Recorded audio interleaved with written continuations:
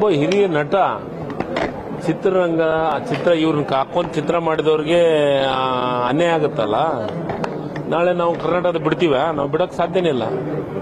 ಯಾವುದೇ ಕಾರಣಕ್ಕೂ ಕರ್ನಾಟಕದೊಳಗ ಸರ್ಕಾರ ಮತ್ತು ಫಿಲ್ಮ್ ಚೇಂಬರ್ದವ್ರ ಜೊತೆಗೂ ನಾನು ಮಾತಾಡಿದ್ದೀನಿ. ಯಾವುದೇ ಕಾರಣಕ್ಕೂ ನಾವು ಚಲನಚಿತ್ರ ಇವ್ರದ್ದೇನೋ ಕಮಲ್ ಹಾಸನ್ ಚಿತ್ರವನ್ನು ಬಿಡುಗಡೆ ಮಾಡಕ್ಕೆ ಅವಕಾಶವನ್ನು ಮಾಡಿಕೊಡೋದಿಲ್ಲ. ಆಯ್ತು, ಈಗ ಆಯ್ತು ಮಾಡ್ತೀವಿ. ಇವತ್ತು ಇರ್ಲಿ, ಇನ್ನು ನೋಡೋದು ಇನ್ನು ಟೈಮ್ ಇದೆ. ಆದ್ರೆ ಒಂದಂತೂ ಸತ್ಯ, ಕನ್ನಡದ ವಿಚಾರದೊಳಗೆ ಯಾರೇ ಪರಭಾಷಾ ನಟರು ಬಂದು ಇಂಥ ದಿಮಾಕದ ಮಾತನ್ನ ಮಾತಾಡಿದ್ರೆ ನಾವು ಕೇಳೋದಿಲ್ಲ. ಕನ್ನಡಿಗರು ಯಾವುದೇ ಕಾರಣಕ್ಕೂ ಕನ್ನಡಿಗರಿಗೆ ಸ್ವಾಭಿಮಾನ ಇದೆ, ಕನ್ನಡದ ಸ್ವಾಭಿಮಾನ ಇದೆ. ನಮ್ಮ ಕನ್ನಡಿಗರು ಇದನ್ನ ನಾವು ಸಹಿಸ್ಕೊಳ್ಳಂಗಿಲ್ಲ.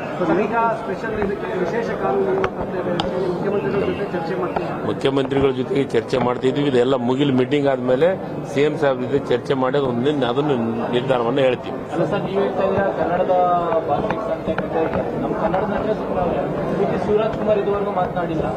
ನೀವು ಅದಕ್ಕೆ ನಾನು ಈಗಾಗಲೇ ವೇದಿಕೆ ಮೇಲೆ ಇದ್ದದ್ನೊಳಗೇನೆ ನಾನು ಅವ್ರಿಗೆ ಮಾತಾಡಿದ್ದೀನಿ. ಯಾವುದೋ ಒಂದು ಮಾಧ್ಯಮ ಪ್ರೈವೇಟ್ ವೇದಿಕೆ ಮೇಲೆ ಕಾರ್ಯಕ್ರಮದೊಳಗೆ ನಾನು ಅವ್ರ ಜೊತೆಗೆ ಇದ್ದದ್ನಾಗ ನಾನು ಹೇಳಿದ್ದೀನಿ. ಅವರು ಹಿರಿಯ ನಟರು. ಶಿವರಾಜ್ ಕುಮಾರ್ ಬಗ್ಗೆ ನಮಗೂ ಬಹಳ ಗೌರವ ಇದೆ. ಹಿರಿಯ ನಟರು ನಿಜವಾಗಲೂ ಇವರು ಅವ್ರಿಗೆ ಕಮಲ್ ಹಾಸನ್ ಬಗ್ಗೆ ಗೌರವ ಇದ್ರೆ ಇರ್ಲಿ, ತಪ್ಪೇನಲ್ಲ. ಆದ್ರೆ ದೊಡ್ಡ ನಟರು ಮತ್ತೊಂದು ಅನ್ನೋದಕ್ಕಿಂತ ಮೊದಲು ನಮ್ಮ ಭಾಷೆದ ವಿಚಾರ ಬಂದಾಗ ನಾವು ಯಾರನ್ನು ಕೇಳುವಂತ ಪ್ರಶ್ನೆ ಇಲ್ಲ. ಕ್ಷಮೆ ಕೇಳಲಿಲ್ಲ ಅಂದ್ರೆ ಇದನ್ನ ಸಿನಿಮಾನು ಬ್ಯಾನ್ ಮಾಡುವಂತ ಕೆಲಸ ಆಗುತ್ತೆ. ಅದ್ರ ಜೊತೆಗೆ ಮುಖ್ಯಮಂತ್ರಿಗಳ ಜೊತೆಗೂ ಚರ್ಚೆನ ಮಾಡ್ತೀವಿ. ಸರ್, ನಿಮ್ಮ ತುಂಗಭದ್ರಾ ಡ್ಯಾಮ್ದು ಅಲ್ಲಿರುವಂತಹ ಕ್ರೆಸ್ಟ್ಗೆ 50% ಬದಲಾವಣೆ ಮಾಡಬೇಕು, ತುಂಬಾ ಡ್ಯಾಮೇಜ್ ಆಗಿದೆ ಅಂತ ರಿಪೋರ್ಟ್ ಬಂದಿದೆ. ಈ ಬಾರಿ ಅದನ್ನ ಏನು ಈ ಸತಿ ಬದಲಾವಣೆ ಮಾಡೋದಿಲ್ಲ. ಈ ಸತಿ 19 ಗೇಟ್ ಅನ್ನು ಮಾತ್ರ ಬದಲಾವಣೆ ಮಾಡ್ತಾ ಇದ್ದೀವಿ.